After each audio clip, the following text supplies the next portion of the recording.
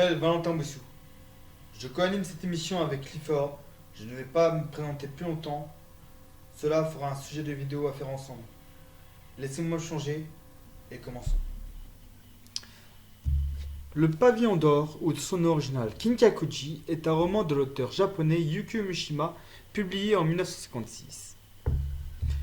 Ce livre nous raconte l'histoire et surtout nous relate l'histoire vraie d'un jeune moine qui brûla ce temple en 1950. Ce jeune homme qui brûla le célèbre pavillon d'or de Kyoto en haine envers la beauté. Ce même temple construit avant 1400 et qui avait résisté aux multiples guerres. L'histoire est racontée par l'incendiaire Mizoguchi, le fils d'un prêtre bouddhiste. Mizoguchi qui vit avec son oncle dans la campagne japonaise dans le village de Shinraku. Il est éduqué par son père avec l'idée que le pavillon d'or est le paroxysme de la beauté. Cette image devient peu à peu une obsession. Son père malade l'emmène pour la première fois au pavillon d'or en 1944. Mizoguchi est très déçu par la beauté formelle du temple, qu'il avait imaginé très vaguement comme impression plus que comme objet formel. Il est présenté au supérieur Tayama Donsen. Après la mort de son père, le jeune homme devient novice du pavillon d'or, son obsession, ou plutôt son obstination prenant de plus en plus une place, se met à l'idée de devenir le maître ou d'en être le destructeur. Il développe une amitié avec Tsurukawa, un autre novice qu'il considère comme bien meilleur que lui et qui meurt d'un éventuel suicide, sans parler de son mal-être avec Mizoguchi. Cet échec le pousse vers une amitié à un camarade de l'université qu'il fréquente, le cynique Kashiwagi, qui continue à donner à Mizoguchi le sentiment de la vanité, de la cruauté de la vie. En parallèle, une inimité se développe entre Tayama Donsen et Mizoguchi, qui comprend alors qu'il ne sera plus choisi pour lui succéder. Il décide donc de passer à l'acte en brûlant le temple. La dernière image le montre contemplant son œuvre de destruction, fumant une cigarette. Ce livre fut adapté en film, au théâtre et en musique.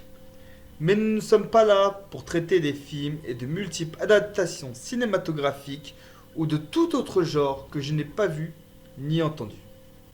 Je vais vous raconter une anecdote. J'emmenais ce livre avec moi en formation et partout.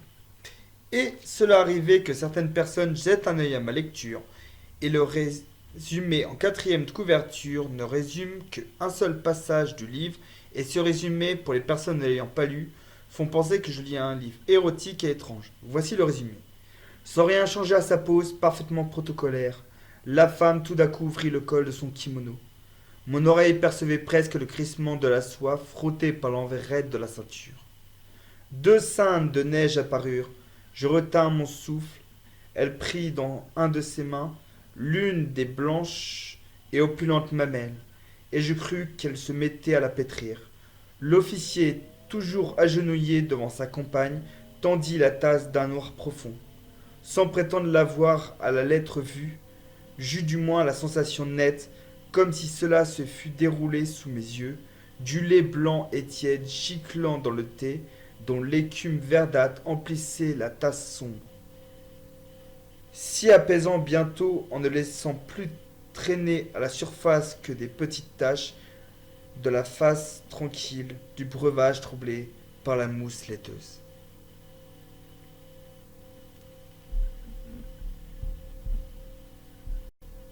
Pourquoi avoir choisi ce livre? Ce livre est un classique de la littérature japonaise dont je suis tombé amoureux. Le cadre est très bien retracé, on s'imprègne facilement de l'ambiance, nous arrivons facilement à s'imaginer le décor et tout autre environnement, sentiment et ressentiment.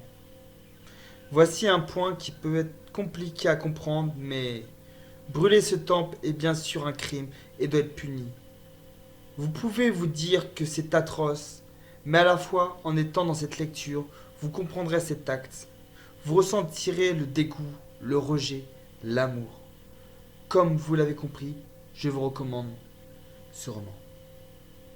Pour finir sur cette vidéo, je vais revenir sur quelque chose que je partage avec Clifford. Il a dit dans sa dernière vidéo que la pauvreté n'était pas seulement matérielle, Et je tenais à vous dire que la lecture est une transmission de savoir, des connaissances. Il peut être un moyen de découvrir, de s'évader, de rêver. Et si je peux me permettre un bref conseil, commencez par lire l'œuvre écrite avant de regarder toute adaptation.